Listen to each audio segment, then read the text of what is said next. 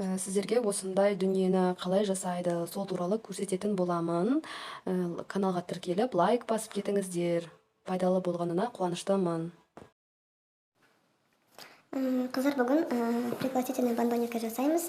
Оның ішіне жаңағыдай птичье молоко, шоколад немесе отдельно басқа бір шоколад, қазақстанский шоколадтың кішкентай түрлері бар ғой, прямоугольный. Соларды қойсаңыздар болады. Соны қалай жасаймыз, соны көрсететін боламын. Ол үшін PicsArtқа кіреміз.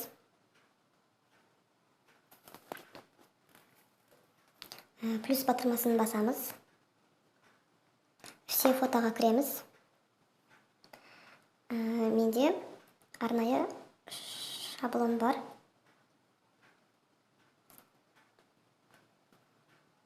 Таңдадым. Енді осыған добавить фото деп рамка салып аламын.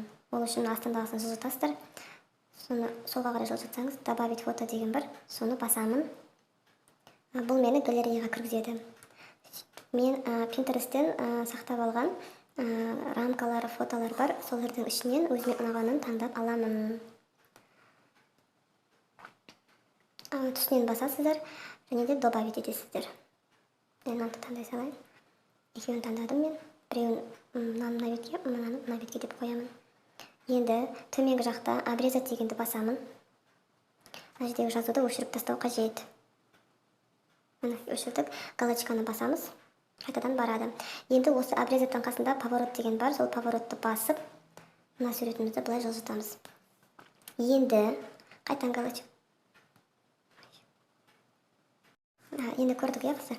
Жасадым. Енді осыны үлкейтемін. Мынаның бойымен бірде қылып. Ол үшін мына тұрған точканы басып, жылжытып үлкейтесіздер. Сызықтың бойымен бірде болу керек.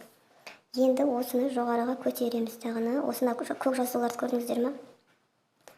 Соның көмегі арқылы қойып, мына астан тартып, тағы да астындағы сызыққа қоясыздар. Міне біздікі дайын. Енді осы суреттің үстінен басасыздар. Жоғарыда тұрған төрт бұрышты тұр ғой, өшіргішпен бірге. Өшіргішті емес, төрт бұрышты басасыздар, квадратты. Сол жерде копия деген бар. Копияны бассаңыздар, мынау бізге көбейтіп береді. Осыны мына сызықтардың көмегімен тура осылай қоясыздар. Міне бірінші беті дайын болды. Енді келесі бетке көшеміз. Мына бетке қыздар қандай той екенін жазасыздар ғой. Қыз ұзату ма, жаңағыдай свадьба ма, соны жазасыздар. Мына бірінші беті болады. Мынау бір пригласительный қыздар. Мынау екінші пригласительный. Мына бірінші беті, мынау артқы беті болады. Енді артқы беті пустой болып тұрмасын деп, осы картинаны әдемілеп қоятын боламыз. Ол үшін үстінен басамыз. Мына жердегі жазуды көріп тұрсыздар, соны өшіремін. Ол үшін обрезатқа барамын. Сөйтіп, мына жазуды өшіріп тастау қажет. Әдемі көрінбейді. Мені өшірдім, галочканы бастым. Енді бұны поворот жасаймын. Міне, осылай әдемі көрінеді. Бұны да тура солай, бұлай қоямын. Сөйтіп, мына сызыққа дейін үлкейтіп аламын. Міне, үлкейттім. Енді жоғары көтеремін сызықтардың бойыменен. Міне, көрдіңіздер ме? Ана жасыл сызықтарды сыртқа шығып кетпеу керек, қисық болып қалмау керек. Мынаны төмен тартам, міне. Мінекей дайын болды.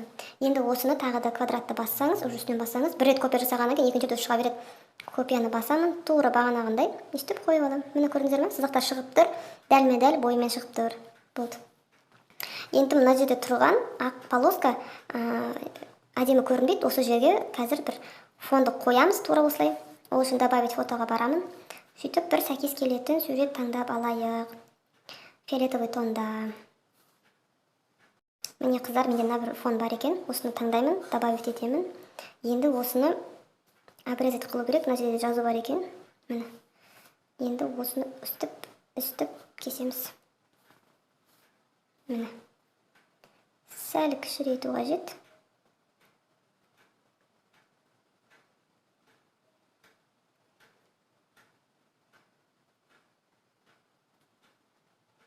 Міне қыздар, көрдіңіздер ме? Сызықтар шығып тұр, ровно шықты,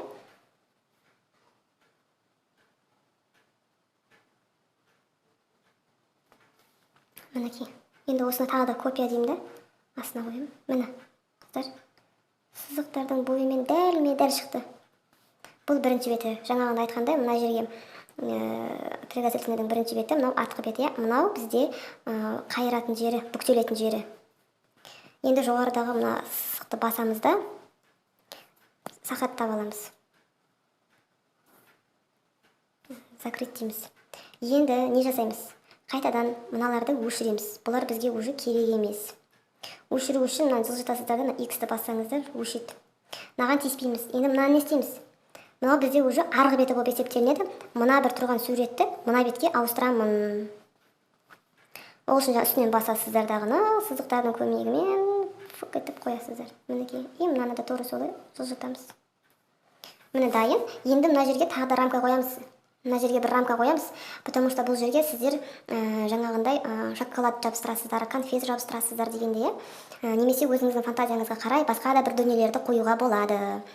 Не істеймін? Мен енді добавить фотоны көрсеттім, стикері бөлімін көрсетейін. Ол үшін мына тұрған төменде тұрған стикеріға барамыз.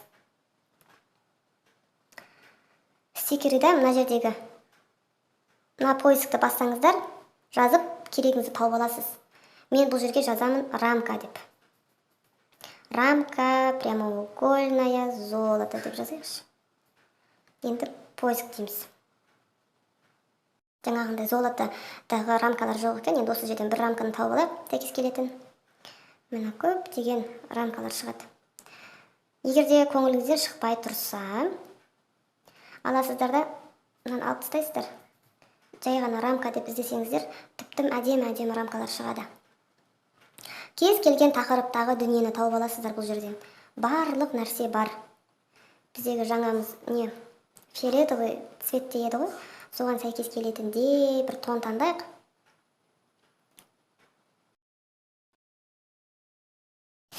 Қыздар, көріп тұрғандарыңыздар, мен осындай түрін таңдадым. Қазір мына сызықтардың көмегімен дәл қойып шығамыз. Осылай жасайсыздар. Енді осыны копия жасап, төменгі жағына қойып шығамыз. Міне, дәл келді.